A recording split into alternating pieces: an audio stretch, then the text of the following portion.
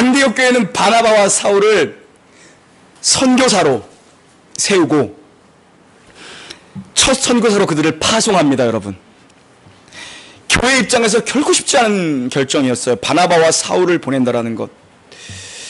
어찌 보면 그 안디옥 교회에 가장 귀한 기둥 같은 일꾼들, 그 일꾼들을 지금 보내는 겁니다. 교회가 금식하며 기도할 때 성령께서 하시는 일은 영적인 공감대를 만드십니다. 여러분, 성령께서는 하나 되게 만드시죠. 성령은 문제는 흩어버리시지만 공동체는 하나 되게 만듭니다. 그래서 영적인 공감대를 만들어 놓으신 거예요. 그래서 어찌 보면 야, 이거 바나바와 바울이 없이 교회가 되겠는가? 안디옥 교회는 그렇게 생각했을 줄 모릅니다. 그러나 하나님은 그들을 따로 세워 보내라라고 말씀하십니다.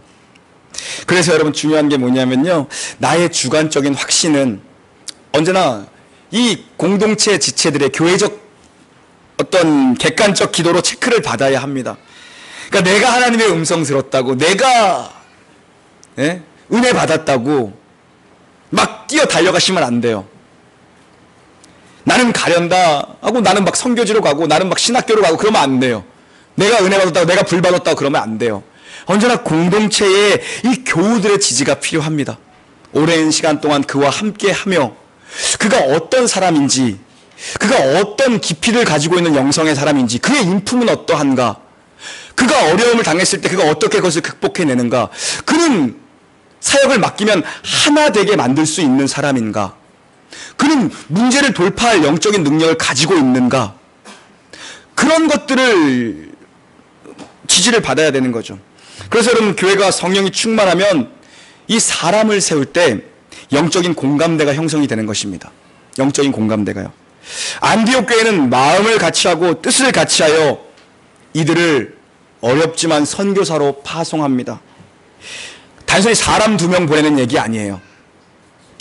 교회 본질적 사명입니다. 여러분, 예루살렘 교회가 세워졌고, 첫 번째 교회가 세워졌고, 그 교회 성령이 부어지니까 그들이 각처에 흩어져 또 교회를 세우기 시작하죠. 안디옥 교회가 세워졌습니다. 여러분, 그리고 안디옥 교회에 부흥이 임하고 안디옥 교회에 놀라운 하나님의 역사가 간섭하니까 이제 그 교회도 또 교회를 세우기 위해 2명의 리더십을 파송하는 거예요.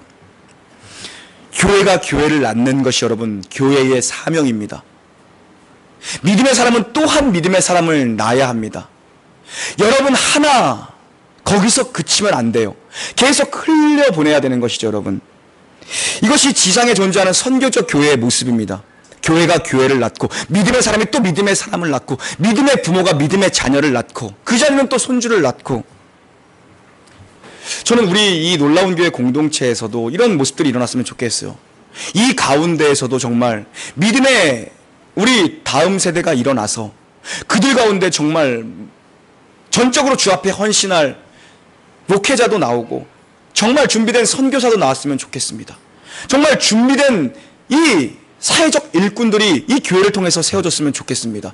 기대가 됩니다. 우리 교회 첫 번째 선교사가 누가 될지 마음속으로 한번 생각해 보세요. 누가 될지 기대가. 전 아니겠죠? 여러분, 전 아니겠죠? 약간 사실 그런 마음이 있었어요. 그래서 좀 선수 친 것도 있어요. 그것보다는, 야, 선교 나가는 것보다는 개척하는 게 낫겠다 싶어 사실 이거 하고 있는 것도 있어요. 사실 여러분, 전 여러분에게 사실 진짜 한 가지 도전하고 싶은 게 있다면, 여러분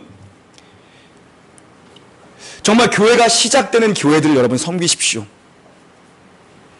교회가 시작하는 그 시점을 여러분이 함께 하십시오. 이렇게 개척교회들 여러분 섬기십시오. 여러분의 일생에 2번은 아니더라도 단 1번만이라도 정말 작은 교회들, 이제 태동하는 교회들, 이제 시작하는 교회와 함께 믿음을 다시 한번 시작해 보십시오. 교회와 함께 여러분이 자라나는 것입니다. 교회와 함께 여러분이 성장하고 교회와 함께 부흥을 경험하는 것이죠.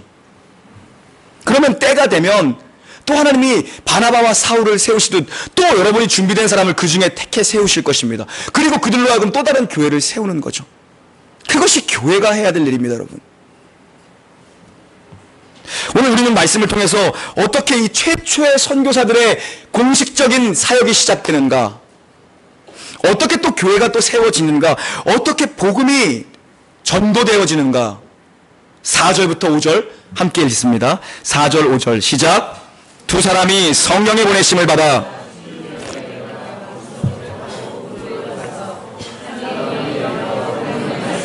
유대인의 여러 회당에서 전할세 요한을 수행원으로 두었더라. 아멘. 바나바와 사울이 어디로 떠납니까? 그들의 첫 선교지야, 공식적인 첫 번째 사역지가 바로 구브로입니다. 여러분, 구브로. 안디옥에서 20km 정도 떨어진 실루기아라는 항까지 그들은 올라가서 거기서 150km 이상을 항해를 했습니다. 그리고 구브로에 도착했는데 구브로의 첫 섬, 가장 동쪽 끝섬이 바로 살람이라는 성입니다. 거기에 그들이 지금 도착한 거예요. 구브로 많이 들어봤죠? 구브로가 누구의 고향입니까? 바나바의 고향입니다. 바나바의 고향. 구브로는 우리나라 제주도보다 조금 더 큰 섬입니다. 바나바는 그곳에서 태어난 유대인입니다. 그런데 이 선교사 바나바의 첫 번째 사역지가 자기 고향이었습니다. 여러분. 성령의 보내심을 받아 왔는데 그곳이 자기의 고향이었다라는 것이죠. 저는 여러분들이 복음을 전하되 먼저는 정말 가까운 분들에게 먼저 전하기를 바랍니다. 가까운 분들, 여러분과 가장 가까운 환경 속에 있는 분들이 누군지 한번 생각해 보십시오. 가장 가까운 사람, 복음을 들어야 될 가장 가까운 사람이 누굽니까? 우리는 나와 가장 가까운 사람부터, 그 사람부터 건져내야 합니다. 여러분, 내 옆에 있는 사람도 건지지 못하면서 어떻게 땅끝을 가겠다고 하겠습니까? 여러분, 가장 가까운 곳, 여러분의 고향 친구들, 익숙한 곳, 친인척들, 이웃사람들, 자주 만나는 사람들, 익숙한 사람들, 어쩌면 그들에게 가장 먼저 복음이 필요한지 모릅니다. 그래서 하나님은 우리를 그 사람 곁에 붙여놓으셨는지 몰라요. 어쩌면 그래서 그 사람과 수십 년 지기 친구가 되게 하셨는지도 몰라요. 어쩌면 나랑 그 사람을 만날 이유가 없는데 이 땅에서 만나게 했는지도 모릅니다. 여러분, 익숙한 곳부터, 어쩌면 그것이 고향이 될 수도 있습니다. 바나바가 고향으로 인도하심을 받았습니다. 여러분, 저도 그래서 요새 가까운 사람 한 명 좀 전도하려고 노력해요. 가까운 사람. 이 목사가 먼저 좀 보여야지 전도가 좀 될 것 같아서 가까운 사람이 누굴까? 목사가 전도 제일 못해요, 사실요. 진짜 그 통계적으로 그래요. 그래도 한번 내가 좀 해봐야지 해서 가장 가까운 사람. 우리 옆집 사람이, 딱 잡힌 사람이 우리 옆집 사람입니다. 저희 동네는 남동탄 가장 끝에 있기 때문에 아직 입주한 아파트는 없어요. 여기 이렇게 주택들 몇 개 있는데 바로 옆집에 커피숍이 있습니다. 커피숍이. 예. 그 카페 사장님을 전도하려고 마음 먹은 건 아니에요. 그냥 카페를 가다 보니까 단골 손님이 된 거죠. 오며 가며 들려두고 어저께도 그래서 수박을 또 사다가 또 밤에 나오라 그래가지고 또 수박 한 통을 또 손님이 마침 오셨대. 수박도 좀 갖다 드리고 토요일마다 축구하러 나와요. 그럼 그러면서 저는 교회 나오란 말 한마디도 안 했어요. 아직까지요. 예. 그냥 축구하러 갑시다 그랬어요. 여러분. 오늘 이렇게 지난주에는 거기서 손님이 한 명도 없길래 늘 갈 때마다 손님이 없어요. 그 동네 사람이 있어야지 손님이 있지. 그러니까 내가 거의 VIP야. 내가 계산해보니까 한 달에 우리 집에서 한 10만 원은 먹는 것 같아. 거기 계산해보니까. 그러니까 미안해서라도 교회 오게 해야 돼. 미안해서라도. 어떻게. 어제도 수박도 갖다 주고, 지난주에는 간장게장도 좀 갖다 주고, 어떻게 그랬거든요. 지난주에 우연치 않게 거기서 좀 오래 있을 일이 있어서 좀 얘기를 이렇게 하는데, 제사 지내러 가서 토요일 어디 간다 그러더라고요. 한번 바자회 와 그러니까 제사 지내러 가야 돼가지고 안 될 것 같아요 그러더라고요. 가고 싶은데 그러더라고요. 그러더니 하는 말이, 저는 제사 드리기 싫어서라도 교회 다니고 싶어요 그러는 거예요. 그걸 왜 드리는지 모르겠대. 그래서 아버지가 지금 작은 아버지들은 다 지금 교회 다니시는 분도 두 분 있고 한데 자기가 큰 이제 장남이신데 아버님이 장손이신데 그래가지고 아버지가 이렇게 하시니 아버지는 그 고집을 꺾을 것 같지 않아. 아버지 살아생전에는 제가 순종하지만 아버지가 돌아가시면 나는 제사를 없앨 겁니다. 그러는 우리 집안에 그러더라고요. 그러면서 하는 말이, 제가 교회를 다녔어요 그러는 거예요. 나 그러니 하나도 안 물어봤거든. 그래요? 주일학교 때 한두 번 다닌 게 아니라 주일학교 내내 다녔대요. 초등학교 때 한 4년 이렇게 다녔다고 하도 자기 기억에는 재밌게 잘 다녔어요. 그래요? 그래요? 그 사람 수원 사람이거든요. 어느 교회 다녔어요? 저 수원에 중부교회라고 있어요. 그러는 거예요. 제가 거기서 전도사 사역을 했거든요. 그 교회 바로 앞에 살았대. 그래서 주일학교 때 거길 다니다가 이제 중학교, 고등학교 되면서 아버지가 주말마다 어디 데리고 다니기 시작하면서 못 다녔대. 근데 참 예전에 교회 재밌었던 기억도 나고 요즘에 우리 교인들이랑 같이 축구하고 이렇게 어울리다 보니까 되게 즐거워 보이더래. 그래서 자기도 진짜 교회를 한번 오고 싶어요 그러더라고요. 예. 그래서 이제 거기 격주를 쉬어요. 나는 그 사람도 없는데 그 왜 격주를 쉬는지 모르겠어. 그냥 계속 쉬지. 아무튼 격주를 쉬어. 내가 물어봤어. 그 주일날은 좀 사람이 와요. 그러니까는 안 와요. 그러는 거예요. 내가 열어놓고 있더라고. 그래서 아무튼 오란 말은 안 했어요. 저는 오란 말은 안 했는데 본인이 미안해서라도 한번 오게. 끝까지 사 먹을 거야. 나는 언젠가 오게 될 거라고 저는 생각해요. 여러분 가까이에 있는 사람이 누군지 한번 생각해 보십시오. 가장 가까이에 있는 전도 대상자. 가장 오래도록 알고 있는데도 내가 참 제대로 예수 믿는다는 말, 그리고 예수 믿으라는 말, 교회 한번 와보라는 말을 제대로 한번 해본 적 없는 가장 가까이 있는 사람은 누군지 한번 생각해 보십시오, 여러분. 전도는 여러분 전략이 필요합니다. 어느 정도의. 이 구부로에는 유대인들이 많았죠. 바나바의 고향. 그러니까 하나님이 처음부터 너무 어려운 미션을 안 줬다고요. 고향에서 익숙한 곳에서 하게 해요. 유대인들이 많았습니다. 흩어진 유대인들. 그리고 사도 바울의 전략은 어디서 복음을 전합니까? 사도 바울의 전략은 항상 회당이었습니다. 거기는 구약 율법을 아는 이 유대인들이 모여 있죠. 그들은 메시아 대망 사상을 가지고 있던 자들입니다. 그들에게 먼저 찾아가는 겁니다. 그 말이 좀 통할 것 같은 사람. 너희가 기다리는 그 자가 바로 주와 그리스도가 되신 예수다. 성경을 아는 사람들에게 찾아갔습니다. 거기가 집회하기 가장 좋은 장소였겠죠. 늘 사람들이 모여있었, 유대인들이 모여있는 곳이었고요. 볼링도 여러분, 저는 볼링을 잘 못 쳐요. 킹핀을 쓰러뜨리면 그냥 자동적으로 나머지는 쓰러진대요. 킹핀만 맞추면 된대요. 그런다고 하더라고요. 저는 잘 모르는데. 하나가 어려운 거죠. 하나가 쓰러지면 도미노 현상처럼 우두두두 쓰러지는 거죠.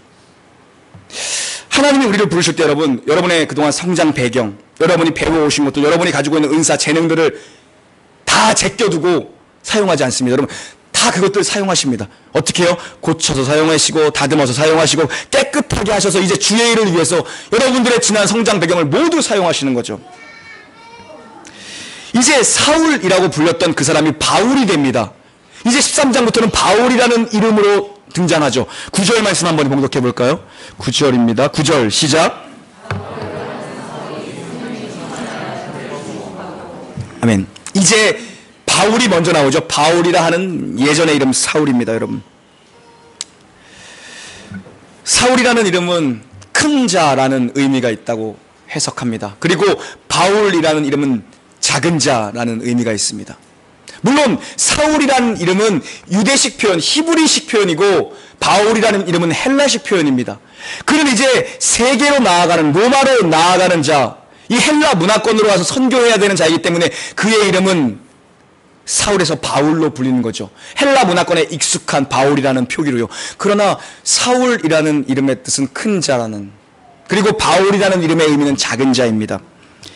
여러분, 사울은 큰 사람이 되려고 했던 사람입니다. 그는 크기 위해 공부했고 그는 높아지기 위해 율법을 지키며 살았던 사람입니다. 그는 서기관이나 그는 율법의 대학자가 되기 위해서, 가말리아 같은 사람이 되기 위해서 공부했던 사람입니다. 대석학이 되고자 했던 사람이에요. 그런데 그가 그리스도 예수를 만나고 그는 이제 작은 자가 되기로 스스로 결단한 사람입니다. 그의 고백이 그것을 지원하죠. 주님을 만나고 나니까 맨날 그가 하는 말이 뭡니까? 옛날에는 나는 높아지기 위해서, 나는 커지기 위해서 공부했습니다. 그러나 주님을 만나고 나니까 그는 뭡니까? 스스로 그의 입에서 나는 작은 자다, 나는 죄인 중에 괴수다, 나는 약하고 미천한 자다, 이런 얘기를 스스로 합니다. 가장 나중난 자가 나다. 입버릇처럼 달고 다닙니다. 그것이 그의 고백이죠. 그의 변화된 고백입니다. 여러분, 교회에는 언제 위기가 오며 우리 개인의 삶도 마찬가지입니다. 언제 위기입니까? 살만할 때 위기입니다, 여러분. 교회도 될만할 때 위기입니다. 우리 재정적으로도 걱정이 없어요. 사람 좀 모여요, 우리. 이제 건물도 좀 큰 거 한번 가져볼까요? 여건이 되는데요. 그때가 위기입니다. 이제 사업이 좀 되는데요. 이제 걱정할 게 별로 없는데요. 그때가 위기입니다. 이제 뭔가 좀 되는데요 할 때가 위기입니다, 여러분. 그때 기도해야 돼요. 그때 기도. 뭐 안 되면 알아서 기도하니까. 그때 기도해야 돼요. 주님의 축복과 은혜로 여기까지 왔습니다. 그러나 하나님, 여전히 주님이 필요하고 여전히 주님이 아니면 안 됩니다. 그 고백이 터져 나오는 사람에게 하나님이 더 큰 복을 열어주시는 거예요. 합격하셨습니까? 이제 길이 열렸습니까? 거기가 출발입니다, 여러분.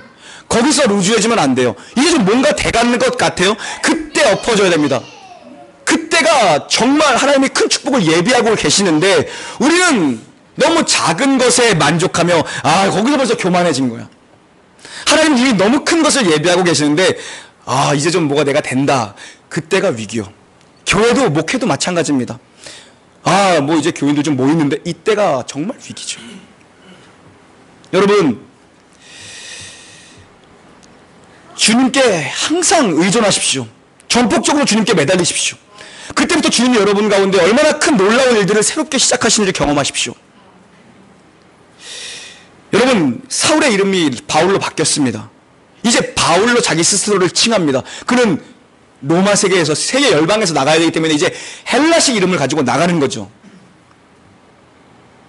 성경에서 여러분 이름이 바뀐 것은 어떤 의미입니까? 인생의 새로운 시즌이 열린다는 것입니다. 아브람에서 아브라함으로 바뀌었습니다. 무엇입니까? 아브람, 민족의 아버지였습니다. 아브라함은 열방의 아버지입니다. 이제 너는 유대민족 하나가 아니라 열방의 아버지가 될 것이다. 이름을 바꾼다는 건 하나님이 놀랍고 큰 비밀한 일, 크고 놀라운 일을 예비하고 계시고 그 이름대로 너를 이끌어 갈 것이다라는 것입니다. 인생의 두 번째 시즌을 열어 가시겠다라는 거예요. 여러분의 두 번째 이름은 무엇입니까? 여러분은 성도입니다. 여러분은 교회입니다. 여러분은 그리스도인입니다. 그 이름의 뜻이 무엇입니까? 에클레시아, 건져 내어진 바 된 무리입니다. 죄와 죽음과 사망에서 여러분을 건져내셔서 이제 새로운 인생을 살아라는 것입니다. 진흙탕에 머물지 말고 이제 새로운 미션을 가지고 살아가라. 그거죠, 여러분. 여러분의 이름 무엇입니까? 오시면서 보셨어요? 교회 현수막이 엄청 대문짝만하게 엄청 멀리서도 굴다리 넘어오는데 보여. 여러분의 새로운 이름은 놀라운 교회입니다. 저는 여러분이 이 교회를 통해서 정말 놀랍고 큰 축복을 많이 받으셨으면 좋겠어요. 놀랍고 큰 내가 알지 못했던 정말 놀랍고 큰 비밀한 일이 이 교회에서 신앙생활 하시면서 주님 앞에 헌신하시면서 열리기를 주님의 이름으로 간절히 축원합니다. 여러분, 이제 마가 요한이라는 사람을 수행원으로 데려갑니다. 그 사람은 바나바의 생질, 바나바의 친인척입니다. 그가 도우미의 역할, 헬퍼의 역할을 감당하고 있는 것입니다. 여러분, 팀 사역이 필요합니다. 앞에 나가는 자가 있으면 뒤에서 따라가는 자, 그 맨 뒤에서 받쳐주는 자, 이끌고 가는 자, 섬기는 자, 팀 사역의 원리를 여러분 놓치지 마십시오. 함께 하는 게 중요합니다. 잘하는 게 중요한 게 아니라 함께 하는 게 중요해요. 정말 작은 일이라도 함께 하는 게 중요해요. 어제 우리가 이웃사랑 선교 바자회를 진행했죠. 저는 돌아다니면서 뭐 했냐면 우리 교인들 다른 우리 초대된 손님들 이렇게 오시는 지역 주민들 말고 우리 교인들 몇 명 하는지 그거 체크하고 있었어. 돌아다니면서 딱 절반 왔어요. 절반. 딱 절반. 내가 세봤더니 여러분, 제가 교회를 개척할 때에 많은 사람들과 또 상의도 하고 이야기도 하고 조언도 얻으면서 제가 가지고 있는 이상적인 교회의 모습을 얘기했습니다. 그러니까 다들 그런 교회는 안 된다라고 얘기했습니다. 무엇입니까? 교인이 1000명 모이고 10,000명 모이고 100명 모이는 게 중요한 게 아니다. 같이 할 수 있는 교회. 큰 일이건 작은 일이건 모두 정말 숟가락을 하나 놓더라도 같이 나와서 100명이면 100명 모두가 함께 할 수 있는 교회. 나 그런 교회를 꿈꾼다. 그런 교회가 세워졌으면 좋겠다. 왜 한국교회는 10%에 의해서 교회가 그건 굴러가는 게 아니죠. 그냥 끼역끼역 돌아가는 거죠. 그래야 하는 것인가? 왜 모두가 한 마음과 한 뜻이 되고 마음은 같이 하고 사역은 나누고 비전은 같이 하고 각처에 흩어져 교회로 세워지는 왜 이건 안 되는 것일까? 왜 모두가 이걸 안 된다라고 하는 것일까? 모두가 안 된다라고 했습니다. 모두가 안 된다고 지금도 얘기합니다. 그러나 저는 그 이상을 포기하고 싶지 않습니다. 저는 우리 놀라운 교회가 정말 함께 일하는 팀 사역의 원리로 일하는 교회로 세워지기를 주님의 이름으로 축원합니다. 이제 그들은 그 살라미를 시작으로 정반대편 끝에 있는 동네로 가는데 동쪽 끝에 있는 항구에서 가장 끝에 있는 항구, 제주도로 말하면 뭐라고 표현되죠? 제주도 간 지가 오래돼서 잘 모르겠네요. 나중에 제주도 선교를 한번 갔으면 좋겠어. 제주도에는 아직요 예수라는 이름을 못 들어본 사람이 있대요. 진짜 그렇대요. 나도 정말 그럴까? 그런데 정말 있대요, 제주도에는. 하여튼 제주도를 그러면 끝으로 간 거예요. 이동하면서 갔는데 그냥 간 게 아니라 복음을 전하면서 간 겁니다. 여러분, 동네에 마실 나오시더라도 이제는 내가 그냥 나온다라는 생각을 하지 마십시오. 내가 마실을 나오건 산책을 가건 뭘 하든 간에 내가 정말 누군가 한 명에게 예수의 사람으로 서고 싶다라는 마음으로 한번 짜장면집을 가셨으면 좋겠습니다. 카페를 가시더라도 산책을 하시더라도 주머니에 정말 뭐 하나라도 놓고 다니면 전도지 하나라도 놓고 다니면서 내가 하루에 한 명씩에만 이걸 한 번 준다? 그건 뭐 나쁜 거 주는 것도 아니고 여러분. 그런 마음으로 가는 거예요. 이들이 그렇게 복음을 전하면서 회당마다 복음을 전하면서 간 겁니다. 우리 그 동네 이름이 근데 바보예요. 동네 이름이 바보예요. 파포스라는 곳인데 이제 한글 성경인 바보라고 이제 번역이 된 거죠. 파포스라는 곳입니다. 거기에 하나님께서 뜻밖의 인물을 예비시켜 주셨습니다. 준비해 두셨습니다. 그 사람은 로마 총독 서기오 바울이라는 사람입니다. 총독, 로마의 총독, 그 지역을 총괄하는 자를 거기에 준비되셨습니다. 그 사람이 영적인 목마름을 가지고 있었어요. 그 사람은 하나님을 전혀 알지 못하는 사람입니다. 그 사람은 이방 사람입니다. 그런데도 그가 하나님의 말씀을 듣고 싶어 했다라고 성경은 기록합니다. 참 놀라운 일이죠. 여러분, 무신론자는 사실 존재하지 않습니다. 하나님이 우리를 창조하실 때에 우리 가운데 무엇을 심어 놓으셨냐 하면은 종교의 씨앗을 심어 놓았습니다. 다른 말로 하면 신인식을 심어 놓았습니다. 그 어떤 것으로도 만족되지 않는 하나님만으로 채울 수 있는 빈 구멍을 만들어 놓으셨어요. 그래서 모든 인간은 신을 찾게 돼 있습니다. 그런데 왜 우리가 무당을 찾아다니고 우리가 왜 절을 하고 있는 거죠? 영적 소경이기 때문에 더듬어 찾다 보니 이게 신이구나라고 하는 거죠. 그러나 거듭난 자들은 눈꺼풀이 사도 바울이 다메섹에서 그리스도를 만나고 눈이 벗겨진 것처럼 비닐이 벗겨져서 볼 수 있는 자가 된 거죠. 무엇을요? 말씀을, 하나님의 성령의 빛을, 조명의 빛을 보게 된 것이라 진짜 참신은 하나님뿐이구나. 그걸 알게 된 거죠. 그 성에 이 서기오 바울이라는 사람을 준비시켜 놨어요. 여러분, 중요한 건 이겁니다. 우리의 열심도 필요하고 우리의 땀 흘림도 필요하고 우리의 손과 발도 필요합니다. 우리의 어떤 헌신이 필요해요. 그러나 중요한 건 뭡니까 여러분? 하나님이 다 목마름을 만들어 놓으시고 때가 됐을 때 우리는 그냥 딱 추수만 따기만 하면 되는 거예요. 정말 인생에 뭔가 공허함을 느끼고 있고 뭔가 해결되지 않는 사람들, 그 가운데 하나님이 만들어 놓은 그 구멍 가운데 딱 하나님이 예비하신 때와 사람이 있습니다. 따기만 하면 되는 거예요. 그런데 이 사람은 지혜가 있다라고 얘기합니다. 지혜가 있어 하나님의 말씀을 듣고자. 여러분, 지혜라는 것이 무엇입니까? 지혜는 듣는 마음입니다. 듣는 마음. 듣는 마음. 솔로몬이 왕좌에 올라서 하나님께 구합니다. 내가 너에게 무엇을 주길 원하느냐? 그가 구한 것은 부도 아닙니다. 그가 구한 것은 명예도 아닙니다. 그가 구한 것은 무엇입니까? 지혜를 구했습니다. 듣는 마음. 다른 말로 하면 하나님의 은혜입니다. 하나님 은혜를 주셔야지 내가 주님의 음성을 들을 수 있고, 내가 은혜를 주셔야지 내가 주님의 마음을 깨달을 수 있습니다. 내가 분별할 수 있습니다. 하나님, 듣는 마음을 제게 주십시오. 저는 똑같은 설교를 합니다. 어떤 분들은 잘 들어요. 어떤 분들은 안 들어. 그게 느껴져요. 저 사람은 튕겨 내보내고 있구나. 저 사람은 듣고 있구나. 뭐 설교뿐만 아니라 여러분, 그냥 일상 다반사 중에 사람 말을 잘 안 듣는 분들이 있어요. 지혜는 경청입니다, 여러분. 경청에서 시작되는 거예요. 경청에서요. 잘 들으셔야 돼요. 꼭 회의하고 돌아왔었는데 딴소리 하시는 분이 너무 많아. 여러분, 잘 좀 들으세요. 잘 듣는 게 중요해요. 자주 잊어버리시면 좀 적어두시고. 여러분, 그 섬에 준비해둔 사람은 가장 영향력 있는 사람이었습니다. 그 섬에서 가장 영향력 있는 총독을 하나님이 준비되어 주셨어요. 킹핀입니다. 그 사람 딱 쓰러지면 이제 우르르 쓰러지는 거예요. 그 사람 쓰러지면 복음 전하는데 뭐 거리낄 게 없는 거죠.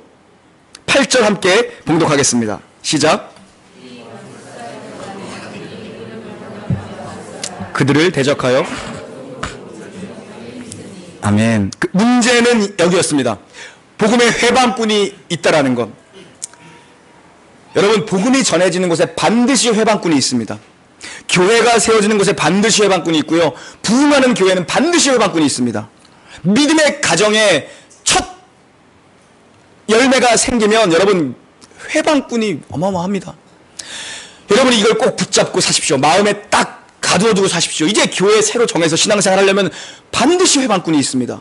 그냥 두지 않습니다, 여러분. 그런데 거짓 선지자의 이름이 바예수입니다. 예수님과 이름이 똑같아요. 누구누구의 아들, 예수의 아들, 여호수아의 아들이란 뜻입니다, 여러분. 그 얘기는 뭐냐? 정통 유대인이었다라는 거예요. 이 신접한 자가, 이 무당짓하는 자가 유대인이었습니다. 그런데 거기서 이제 이방신들, 잡신들과 혼합 종교를 가지고 우리식으로 얘기하면 박수무당이에요, 이 사람. 박수무당. 그냥 아주 쉽게 얘기하면. 당시에 이 점쟁이들이 당시 풍토 속에서 국가의 어떤 중요한 운명이라든가 정책의 왕이나 정치인들에게 조언하는 역할들을 했기 때문에 그런 사람들을 한 명씩 옆에 두고 있었죠. 담당 박수무당이 있었던 거예요. 그 당시에 일이라고만 얘기할 수 없겠죠. 지금도 우리나라도 재벌 총수들이라던가 혹은 정치인들, 권력자들이 얼마나 이런 무당들을 찾아다니면서 중요한 일들이 있을 때마다 무당 하나 끼고 살지 않습니까? 첫 선교지에 갔는데 딱 이 사람 만난 거예요. 첫 발을 이제 딱 시작하는데 이 박수무당을 딱 만난 것입니다, 여러분. 사탄이 복음 전파를 제일 싫어합니다, 여러분. 여러분이 믿음으로 사는 걸 제일 싫어합니다.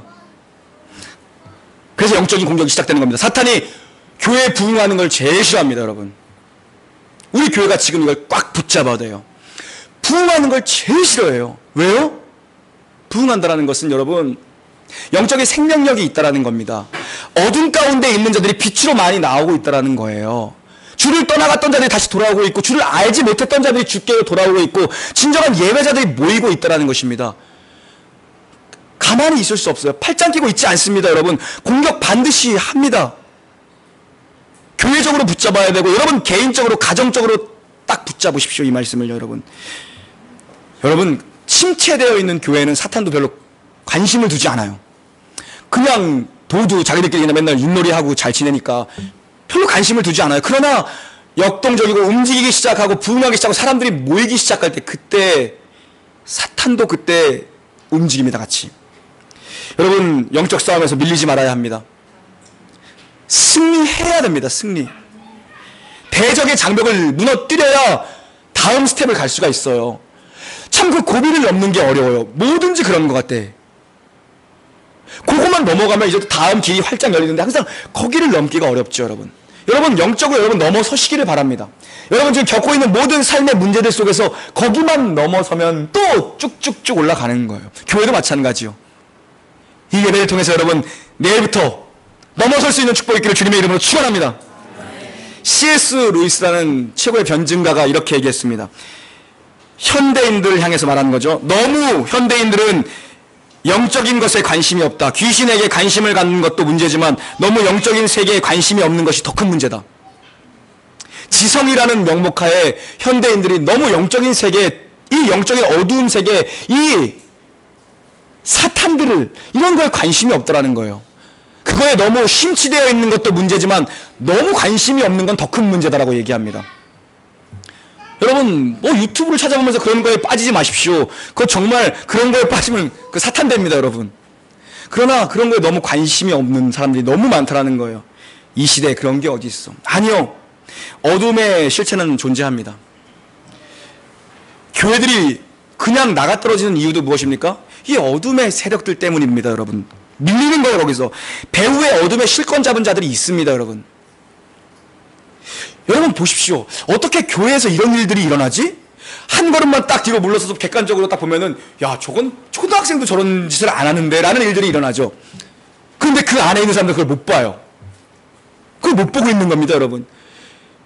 그게 중요해요. 영적으로 장난치는 세력이 있습니다, 여러분. 복음이 확장되고 하나님께 집중하려고 하면 가만두지 않아요. 믿음 정하고 마음 정하고 뜻을 정해서 한번 살아보려고 하면 공격이 제대로 시작됩니다. 특히 초창기에 많이 올 겁니다, 여러분. 걸려 넘어지지 마십시오. 우리의 싸움은 혈과 육을 상대하는 것이 아닙니다. 통치자들과 권세자들, 이 어둠의 세상 주관자들, 그들과 싸우는 것이죠. 혈과 육과 싸우는 것이 아닙니다. 그래서 여러분 빈틈없이 기도해야 됩니다. 영적으로. 딱 그럴 때가 있어요. 영적으로 좀 느슨하게 있다가도 딱 영적으로 챌 때가 있어요. 빈틈없이 기도해야 될 때가 있습니다, 여러분. 빈틈 있으면 여지없이 거기 뚫고 들어와요. 빈틈 있으면 여지없이 그 사람을 뚫고 들어와요. 귀신같이 찾아서 들어와요. 왜 그런지 아세요? 귀신이라. 귀신같이 빈틈을 잘 봐. 귀신이라 그래요. 에? 정말 그래요. 그래서 목회자들 넘어뜨리고 수많은 교회를 넘어뜨리는 거예요. 교회 분쟁을 일으키고. 이 총독이 그 지역에서 킹핀입니다. 그 사람 딱 영적으로 하나님이 딱 만드시면 이제 뭐 복음이 쫙 가는 건데, 그 사람을 지금 말씀을 듣고자 하니까 어둠의 세력이 철저히 방해를 합니다.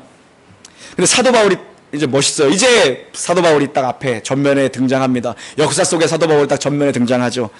9절부터 11절 봉독합니다. 9절부터 11절 시작. 바울이라고 하는 사울이 그를 주목하고 이르되 악의 자식이요 모든 의의 원수요 주의 바른 길을 굽게 하고 보라 이제 주의 손이 내 위에 있으니 내가 맹인이 되어 얼마 동안 해를 보지 못하리라 하니 즉시 안개와 어둠이 그를 덮어 인도할 사람을 두루 구하는지라. 아멘. 이제 사도 바울이 전면에 등장하는데 정면 승부를 합니다. 왜 정면 승부를 하는지 아세요? 전신갑주는 등을 보호하는 건 없습니다, 여러분. 전신갑주에, 에베소서는 전신갑주에 등을 보호하는 건 없습니다, 여러분. 그 얘기는 무엇입니까? 사단과 싸울 때는 등을 보이면 져요. 정면 돌파해야 됩니다. 정면 돌파. 그러니까 밀리면 지는 거예요. 무조건 정면 돌파해. 밀리면 다 나가, 뒤에 칼이 꽂히는 거예요. 그냥 지는 거예요.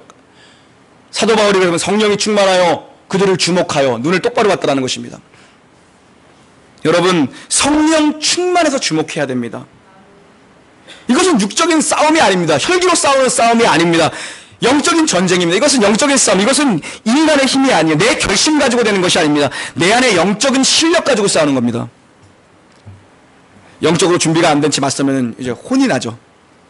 그러나 영적으로, 여러분, 그래서 영적인 실력으로 우리가 무장되어야 할 것입니다.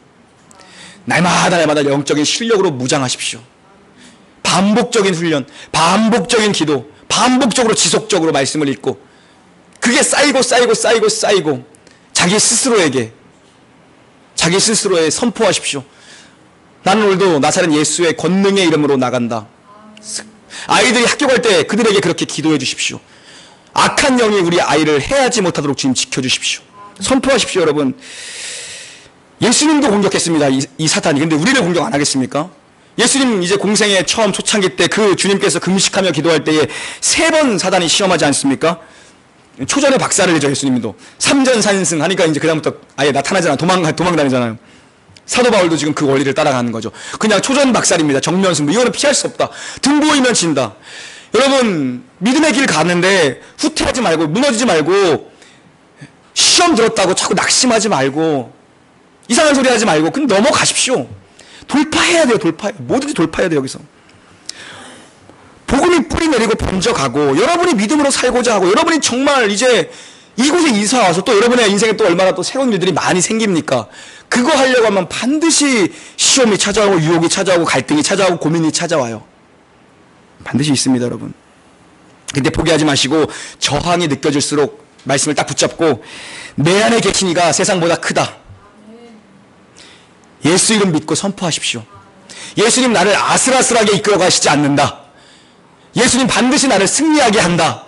내가 이거 넘어서면 더 넓은 길이 보일 것이다. 이 믿음으로 선포하시기 바랍니다. 말씀의 검으로 꾸짖습니다. 그런데 이 바울이요, 그 여전히 이 성깔이 그런 게 끔찍한 기도를 합니다. 저자의 눈을 멀게 해주십시오, 이렇게 기도를 합니다. 아무리 그 사람이 악한 영에 사로잡혀 있다고 하지만 어떻게 그렇게 기도를 해야 되나 싶을 정도로, 저는 양심적으로 그렇게 기도 못할 것 같아. 누가 내 말 안 듣는다고 저자가 그냥 입이 이렇게나 못할 것 같은데 그렇게 기도한 거예요. 장님 되게 해주십시오, 이렇게 기도한 거예요, 사도 바울이. 가만히 보다가, 야, 아무리 그래도 인간성에 좀 문제가 있는 거 아닌가 제가 생각했거든요. 가만히 보니까 아닙니다. 사도 바울이 예수를 만났을 때 눈이 멀었잖아요. 그가 장님이 됐었어요. 그리고 아나니아라 하는 자가 안수할 때 눈에 비닐이 벗겨졌지 않습니까? 사도 바울이 예수님을 그렇게 만났어요. 그 얘기를 한 겁니다, 사도 바울이. 주님, 악한 영이 떠나가고 주님을 만나고 주님께서 구하시고 회개하게 하시고 새로운 눈을 열어주시옵소서, 그 기도를 한 겁니다. 그래서 성경에 보니까 11절을 보십시오. 얼마 동안 해를 보지 못하리라 하니, 자기도 얼마 동안만 못 본 거였어요. 그렇기 때문에 딱 그 기도를 한 거예요. 하나님, 저가 회개할 수 있는 기회를 주시고 다시 밝히 눈을, 새로운 눈을 열어주십시오. 그래서 얼마 동안만 그가 장님처럼 지내다가 눈을 뜨게 된 거죠. 자기 경험에서 나온 기도입니다. 이게 새롭게 태어나야 된다는 사도 바울만의 고백의 시기죠. 이 영적 싸움의 결말은 무엇입니까? 12절 봉독합니다. 12절 시작.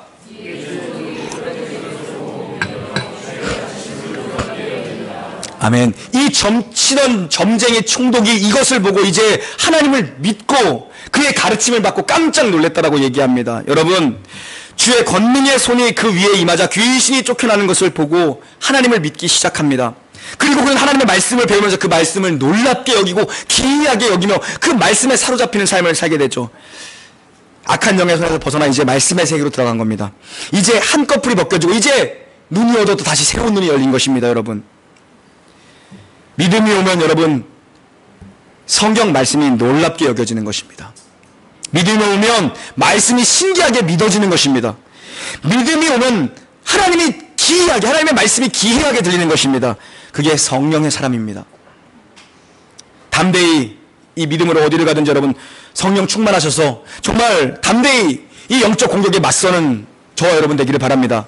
여러분 두려워하지 마십시오. 여러분 안에 있는 모든 두려움이 나사렛 예수 그리스도 이름으로 떠나가기를 주님의 이름으로 축원합니다. 회사 출근길에 기도하십시오. 오늘도 하루도 시험에 들지 않도록 지켜주시고 악한 영이 나를 해하지 못하도록 낮의 해와 밤의 달을 지키시는 주 나를 지켜주시옵고, 교회에 오시는 길에도 하나님 기도하십시오. 오늘 교회 가는데 하나님 정말 연한 마음으로 예배 잘 드리고 말씀 받게 올 수 있도록 주님 지켜주십시오. 자녀들 학교 보내면서 기도해 주시고, 오늘도 감히 악한 영이, 감히 위협의 영이 우리 아이들을 건들지 못하도록 주님 성령의 두루마기를 입혀주십시오. 남의 집에 방문했을 때 여러분 기도하십시오. 남의 집, 이 가정이 성령의 가정 되게 하시고 악한 것처럼 다 떠나가게 하시고, 남의 차를 타도 기도하시고, 저는 여러분이 축복의 구심점이 되기를 바랍니다. 정말 가는 곳마다 영적인 권세를 가지고 어둠의 영들을 쫓아내는 영적인 어떤 전사가 되기를 바랍니다. 빛이 되기를 바랍니다. 그냥 나 하나 잘 살자고 사는 것이 아니라 정말 이제 하나님 빛이 한번 되어보고 싶습니다. 적어도 내가 나 하나 잘 살자고 이렇게 열심히 사는 것이 아니라 누군가에게 빛이 되기 위해 살고 싶습니다. 빛으로 그를 인도하기 위해서 내가 하나님 정말 이거 하고 싶습니다. 우리를 묶어두는 모든 악한 장벽들이 나사렛 예수 그리스도 이름으로 끊어지기를 주님의 이름으로 축원합니다. 다음 한 주간 여러분의 삶 가운데에 무엇을 하든 예수 이름으로 나아갈 때 놀라운 기적과 같은 역사들이 일어나기를 주님의 이름으로 간절히 축원합니다. 아멘. 하나님 아버지 감사합니다. 오늘도 저희들을 보내주셔서 주의 말씀을 들었습니다. 악한 권세에 감히 이 교회를 해하지 못하도록, 사랑하는 주님의 자녀들 가운데 손끝 하나 해하지 못하도록 주님께서 붙잡아 주시고, 다음 한 주간도 세상 가운데 나가 살아갑니다. 놀라운 하나님의 도우심의 손길이 저들 머리 위에 임할 수 있도록 은혜를 내려주시옵소서. 감사하며 존귀하신 우리 구주 예수님의 이름으로 기도하옵나이다. 아멘.